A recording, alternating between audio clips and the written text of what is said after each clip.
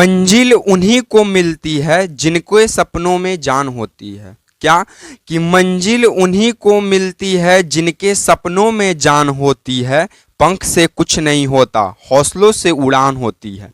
Hello नमस्कार साथियों, आप सभी को टारगेट विद नित्यम की इस चैनल में दिल खोल करके स्वागत है। जैसे में आपको लगातार पता चल रहा है कि टारगेट विद नित्यम चैनल से जीके जीएस का सीरीज दिया जाता है जो सभी परीक्षाओं के लिए महत्वपूर्ण है। आप जिस भी एग्जाम की तैयारी कर रहे हो, लाइक बिहार एसएससी, एसएससी या फिर बीपीएससी शिक्षक भर्ती, बिहार पुलिस, बिहार दरोगा, वे तमाम परीक्षाएं जिसमें आपसे जीके जीएस के सवाल बनते हैं, उन सभी परीक्षाओं के लिए वीडियो महत्वपूर्ण होगा। महत्वपूर्ण होने का कारण क्या है कि टारगेट विद नित्यम चैनल से जो जीके जीएस का सीरीज दिया जाता है वे सभी लूसेंट बुक से उठाए हुए हैं। किस बुक से उठाए हुए हैं? वे लूसेंट बुक के प्रीवियस ईयर से सवाल उठाए हुए हैं। और लूसेंट बुक से जो प्रीवियस ईयर के जो जीके जीएस के सवाल हैं वो तो सेलेक्टिव करके हम उठाएंगे, साथ में उन प्रश्नों के साथ जो उनके ऑप्शंस हैं उन ऑप्शनों के उठाए हुए हैं और उन ऑप्शनों का भी फुल डिस्कशन होगा, जिससे आपके आगामी परीक्षा में एक भी जीके जीएस का सवाल छूट ना पाए और आप किसी भी एग्जाम दे दें नीचे से लेकर ऊपर तक। अगर जीके जीएस के सवाल आपको सही करके आना है तो टारगेट विद नित्यम चैनल को जरूर सब्सक्राइब करें, वीडियो को शेयर करें और वीडियो को लाइक करें और कमेंट कर जरूर बताइए कि वीडियो आपको किस एग्जाम के लिए उपयोगी लग रहा है।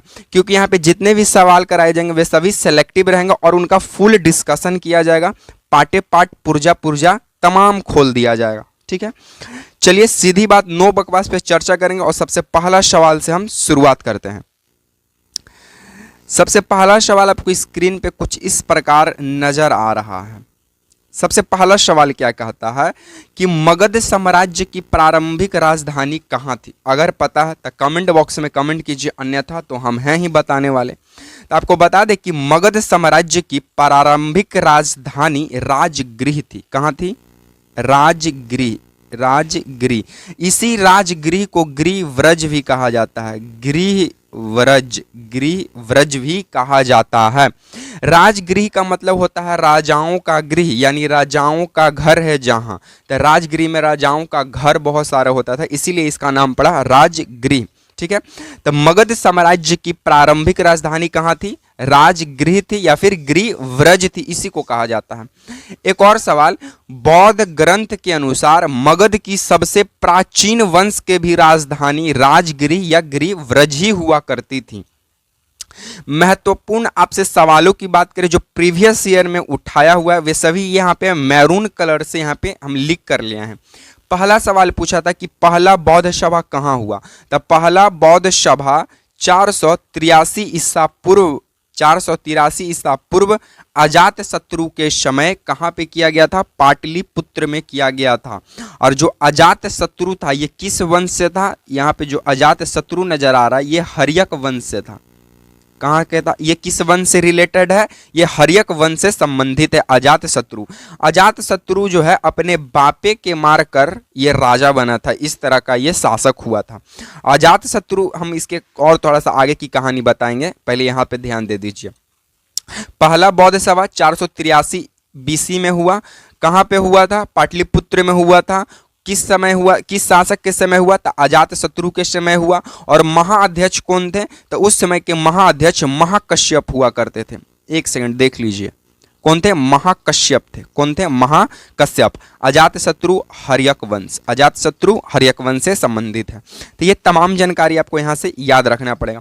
आपको बता दें कि ये इतिहास का ये पहला शासक है अजात शत्रु जिसने रथ, मुशल और महाशिला कंटक का प्रयोग किया। अब बोलिएगा कि का है रथ, मुशल और महाशिला कंटक?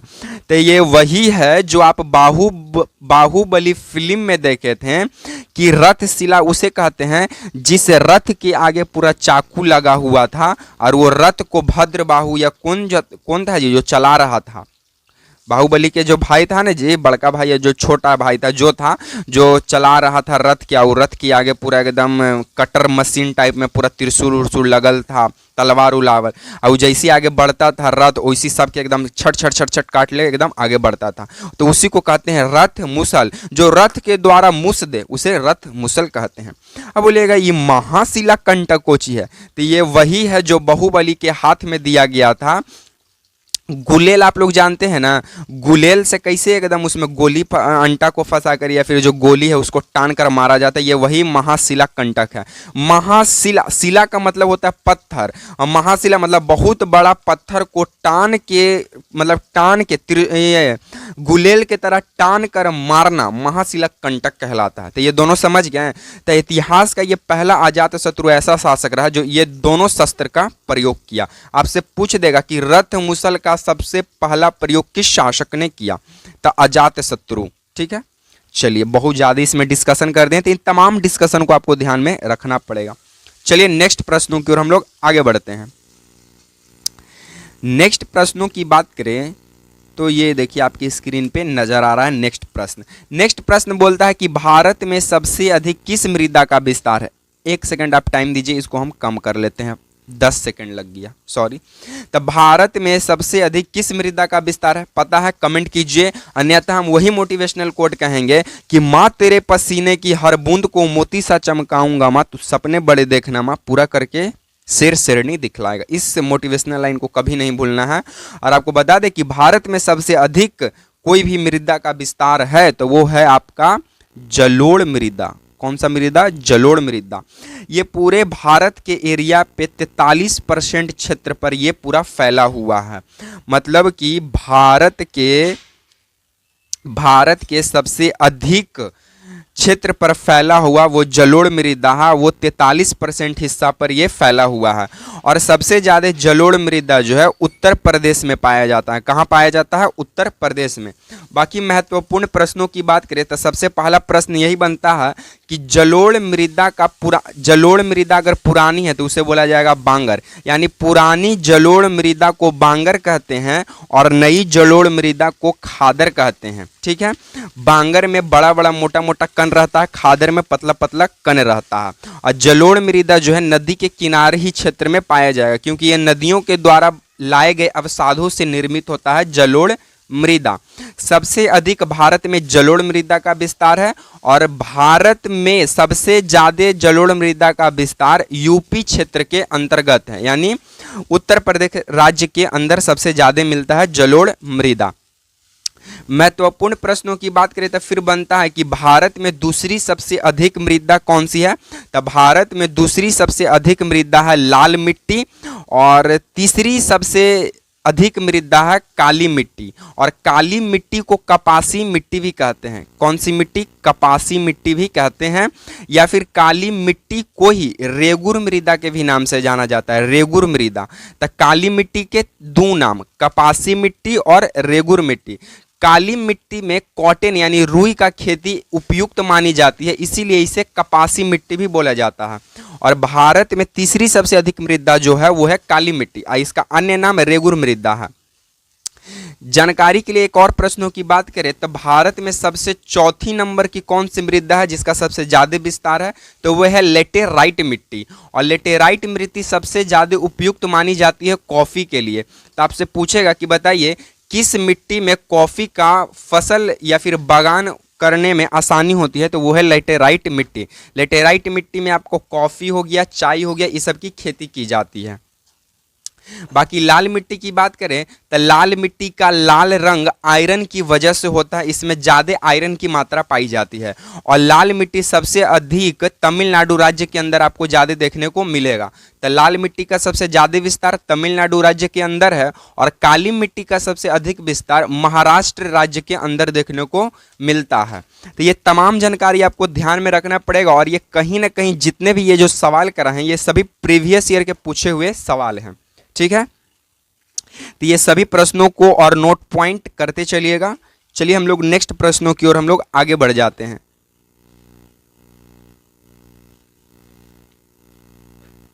नेक्स्ट प्रश्नों की बात करें तो हमारा नेक्स्ट प्रश्न बोलता है कि श्री सैलम बांध किस नदी पर स्थित है। अगर आपको पता है तो कमेंट बॉक्स में कमेंट कर दीजिएगा कि श्री सैलम बांध किस नदी पर स्थित है। अन्यथा आपको जानकारी के लिए बता दें कि श्री सैलम बांध जो है ये कृष्णा नदी पर स्थित है। किस नदी पर स्थित है? ये कृष्णा नदी पर स्थित है। श्री सैलम बांध ये एकलौता बांध नहीं है जो कृष्णा नदी पर स्थित है, अन्य भी बांध है जो कृष्णा नदी पर स्थित है। वो कुछ इस प्रकार आपको निम्नलिखित इसके अंदर आपको नजर आ रहा होगा। सबसे पहला नागा अर्जुन बांध। नागा अर्जुन बांध जो कि तेलंगाना के अंदर है, ये भी कृष्णा नदी पर ही स्थित है। दूसरा है अलमाटी बांध जो कि कर्नाटक राज्य के अंदर है, ये भी कृष्णा नदी पर ही स्थित है। तो आपको जानकारी के लिए बता दें कि कृष्णा नदी पर 3 प्रमुख बांध स्थित हैं। पहला श्री सैलम बांध, दूसरा नागा अर्जुन बांध और तीसरा अलमाटी बांध। और ये तीनों बांध किस नदी पर स्थित है? कृष्णा नदी पर। ये तीनों सवाल एसएससी का फेवरेट सवाल है, पूछ चुका है। बाकी 2 महत्वपूर्ण परियोजनाओं की बात करें तो पहला पूछता है जायकवाड़ी परियोजना और दूसरा पूछता है पोंचम पाद परियोजना। तो जायकवाड़ी परियोजना की बात करें तो जायकवाड़ी परियोजना भी हमारी गोदावरी नदी पर स्थित है और पोंचम पाद परियोजना भी हमारा गोदावरी नदी पर स्थित है। और भारत की दूसरी सबसे बड़ी नदी मानी जाती है गोदावरी नदी, और पहला तब मानी जाती है वो है गंगा नदी, 2525 किलोमीटर उसकी लंबाई है। बाकी सबसे बड़ी नदी मानी जाती है ब्रह्मपुत्र नदी जिसका लंबाई 2900 किलोमीटर है, लेकिन वो भारत की है ही नहीं। तो भारत की सबसे बड़ी नदी गंगा नदी आ जाएगी क्योंकि इसकी लंबाई कुल 2525 किलोमीटर है। बाकी सरदार सरोवर बांध की बात करें तो ये नर्मदा नदी पर स्थित है, सरदार सरोवर बांध। तो ये कुछ महत्वपूर्ण बांध और उससे संबंधित नदियों पर स्थित जानकारी थी जो आपसे एसएससी एग्जामिनर प्रीवियस ईयर में सवाल बनाता है। 3 सवालों पर खासकर आपको ध्यान देना पड़ेगा क्योंकि ये सभी प्रीवियस ईयर के पूछे हुए सवाल हैं। ठीक है, चलिए हम लोग नेक्स्ट प्रश्नों की ओर हम लोग आगे बढ़ते हैं। नेक्स्ट प्रश्नों की बात करें तो हमारा नेक्स्ट प्रश्न बोलता है भारत की सबसे बड़ी जनजाति कौन सी है। आपको बता दें कि भारत की सबसे बड़ी जनजाति भील जनजाति है। कौन सी जनजाति है? भील जनजाति। अब इसके कुछ महत्वपूर्ण फैक्ट जान लीजिए। भारत की सबसे बड़ी जनजाति भील जनजाति तो है ही, लेकिन ये प्रमुख रूप से मध्य प्रदेश, गुजरात और राजस्थान के भी सबसे बड़ी जनजाति मानी जाती है।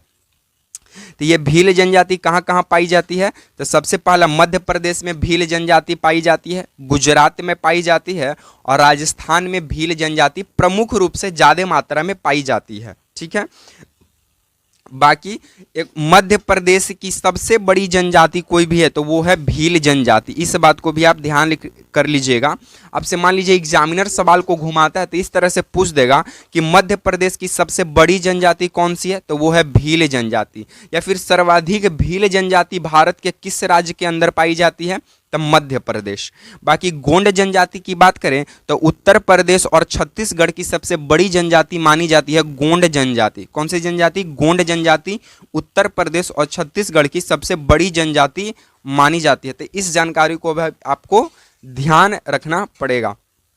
ठीक है, एक और प्रीवियस ईयर का पूछा हुआ सवाल था कि अंडमान एंड निकोबार पर कौन सी प्रमुख जनजाति पाई जाती है। इसका आंसर आप लोग कमेंट बॉक्स में कमेंट कीजिएगा कि अंडमान एंड निकोबार में प्रमुख रूप से कौन सी जनजाति पाई जाती है। ठीक है, चलिए नेक्स्ट प्रश्नों की ओर हम लोग आगे बढ़ जाते हैं। नेक्स्ट प्रश्नों की बात करें तो हमारा नेक्स्ट प्रश्न बोलता है कि भारत में सबसे कम वर्षा वाला स्थान कौन सा है। आपको जानकारी के लिए बता दें कि भारत में सबसे कम वर्षा वाला स्थान लेह लद्दाख है। कौन सा है? लेह लद्दाख। लेह लद्दाख है और लेह लद्दाख यहाँ पे ठंडा मरुस्थल पाया जाता है। इस बात को भी आपको ध्यान में रखना पड़ेगा कि भारत में सबसे कम वर्षा वाला स्थान लेह लद्दाख है और लेह लद्दाख में जो मरुस्थल पाया जाता है वो एक ठंडा मरुस्थल है। ठीक है, बाकी कुछ महत्वपूर्ण इंपॉर्टेंट फैक्ट की बात करें तो आपसे पूछ देगा कि भारत में सबसे अधिक वर्षा कहाँ होता है। तो भारत में सबसे अधिक वर्षा मानसिन राम कहाँ पड़ता है? तो मेघालय में पड़ता है। कहाँ पड़ता है? मेघालय में।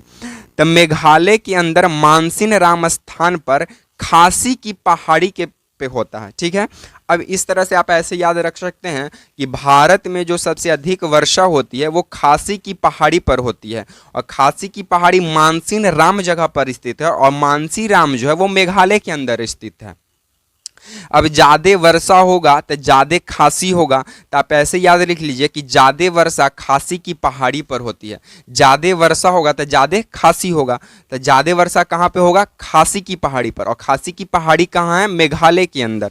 और मेघालय में भी कहाँ है? तो मानसी राम जगह पर। ठीक है। एक और सवाल बोलता है कि बिहार में सबसे ज्यादा वर्षा कहाँ होता है?